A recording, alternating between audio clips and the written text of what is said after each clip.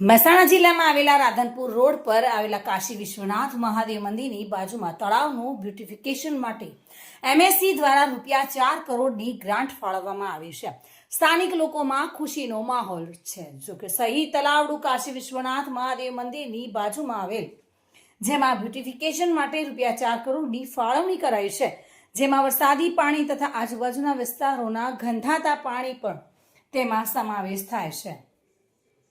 જેની સ્થાનિક આગેવાનોએ રજૂઆત કરતા જણાવ્યું હતું કે અવસર પ્લાઝા આગળ વર્ષોથી કાર્યરત કુદરતી વેણું આવેલું છે અને જે વિકાસના નામે નામશેષ થઈ ચૂક્યું છે, જેમાં જૂનું નાળું જે હાલ બંધ હાલતમાં છે, જેને ખુલ્લું કરીને કાર્યરત કરવામાં આવે તો સાચા અર્થમાં તળાવનું બ્યુટિફિકેશનનું કામ સાર્થક થાય તે.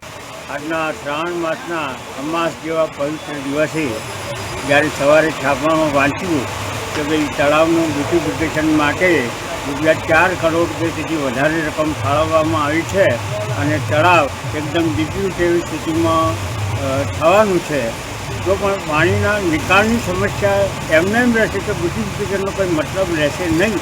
આ માટે મારું માનવું છે કે અગાઉનું જે અવસર પ્લાઝા આગળનું જે નાળું હતું એને ઓપન રાખી, ખુલ્લું રાખી અને રોડ ક્રોસ પાણીનું થાય પોઝિશન ગોઠવવામાં આવે તો સોનામાં સુગંધ બળવા જેવી બાબત થાય.